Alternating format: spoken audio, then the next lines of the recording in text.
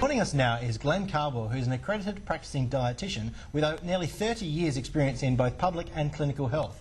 He's written 3 books on nutrition and has also worked as a sports dietitian for the Western Force and the West Coast Eagles. During that nearly 30 years' worth of experience, Glenn has heard lots of different myths on nutrition. So I invited him to come in this morning to try to clear up some of those myths. Welcome, Glenn.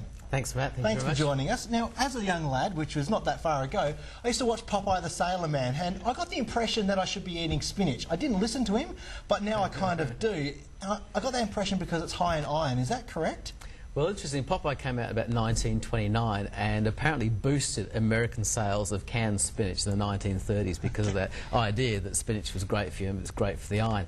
Now, the interesting thing is spinach is high in iron, but it's not a good source of iron. And there's a bit of a difference because you can be high in iron, but if you don't absorb it, then it's not going to be any good use to you. And you only get to absorb about 2%, so just 2% of the iron in spinach, and the rest goes all the way through. So it's not a great source of iron at all. I mean, it's great for folate, so it's good for, you know, reducing your risk of heart disease, and we just heard about Alzheimer's as well, but not for iron. And I wish I'd known that when I was 6. Yeah, that's right. And so I'm kind of feeling better that I ignored Popeye at the time. You used to work, you mentioned the heart, and you used to work for the Heart Foundation. There's some things that are apparently good for the heart, or maybe not so good, like nuts, avocado and eggs. What's the facts and the myths around those? Well, a lot of people get confused between things like the fat content and the cholesterol content of food, and people think, well, because it contains fat, therefore it must be bad for my cholesterol. Now, nuts is a great example because they can range from about 50% fat for peanuts up to about 80% fat for macadamias, and the fat is not an unhealthy fat, so the fat's fine for cholesterol. And in fact, there's good evidence that nuts and even the avocado will actually reduce your risk of heart disease, so that's good. And eggs are another one where there's a whole pile of mythology around, because eggs, although they contain cholesterol, there's an assumption that because it contains cholesterol, the cholesterol goes into your body, gets absorbed and then raises your blood cholesterol, but in reality it doesn't do that. So there's actually a neat little feedback mechanism. So if you eat, you know, a couple of eggs for breakfast this morning, then your liver says, well, I'll produce less, and so your cholesterol level generally remains stable.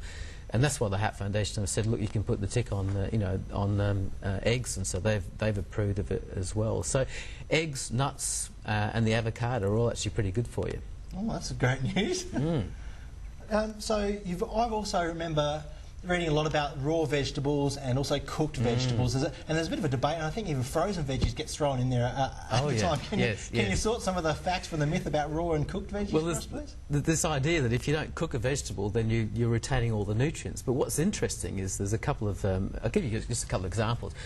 Tomatoes, if you cook them, and carrots, if you cook them, and especially with just a little bit of oil, not necessarily cook them in oil, but add a little bit of oil to your overall meal, you actually release more nutrients by doing that and absorb more nutrients, especially the antioxidants that are in carrots and tomatoes, than you would if you ate them raw. Now, I'm not saying never eat raw. The point is that it doesn't follow that just by cooking it means that they're harmful, that they're less good for you. And the carrot and the tomato is a good example of that. So I think it's best overall to have a mixture of the two. You know, both raw and, you know, as a salad, and some cooked vegetables. Where it doesn't have to be the same meal, but overall. And you mentioned the frozen vegetables. Of course, people think frozen vegetables, because they're not fresh, therefore they can't be as good for you. But by freezing, often they're frozen within 24 hours, and maybe on the same day of harvesting. So you actually get, by freezing them, you get a good retention of the nutrients. So it's quite possible that the frozen vegetables you have for dinner tonight actually may have more nutrients than the fresh vegetables. Yeah, because the fresh vegetables might have been around for a while. Oh, that's good. Sitting in the shop and just perishing in the shop. Whereas Exactly. as you say, the frozen ones are picked and packed. Yeah, well, you're right, Jamie, because they could have been at home for a while, they could have been in the shops for a while. So is there a particular way that we should be cooking them? For example, steaming versus microwave other ways? or other ways? I think just quick, whatever you do, just as long as it's quick, whether it's steamed. Don't boil in a lot of water because you lose nutrients that way, they'll leach out into the water. But microwaving quickly, steaming quickly, the quicker you cook them, the more nutrient retention you get. Oh, that's good news. So, go ahead, Jane. Now, a lot of your viewers, obviously this time of morning, are sitting down having their first cup of coffee and breakfast. Yes.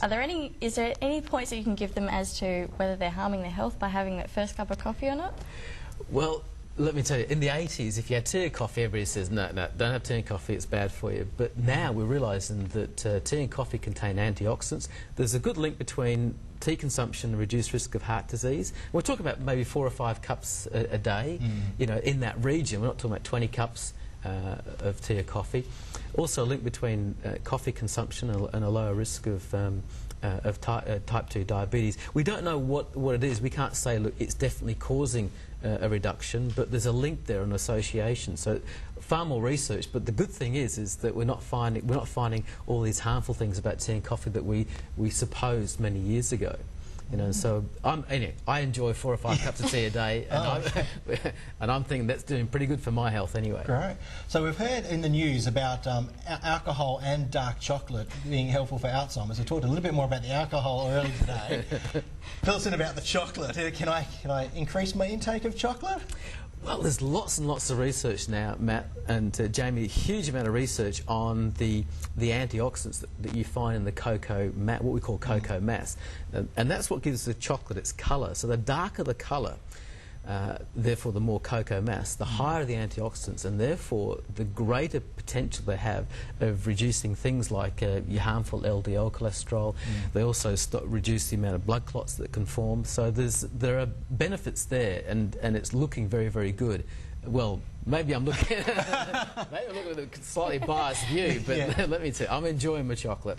Oh, that's good. So that means we don't have to cut down on the chocolate intake, which is a good thing. Yes. And we can also keep our alcohol in there and our frozen veggies. So we're happy this morning. Oh, we're going to be very healthy little bunnies when we finish today. Glenn, thanks very much for joining us to clear up some of those myths. And it's great to get some real facts around some of the stuff that we do here in the other media, of course, not this media. We've got the facts on this media. So thanks for joining us this morning. Right.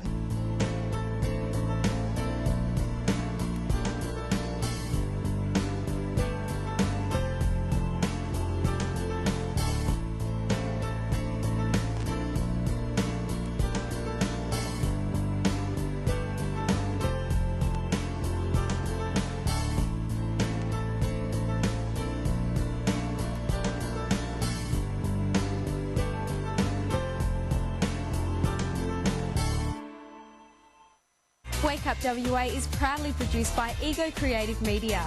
For all your design, media and marketing needs, go to egoisgoodforbusiness.com.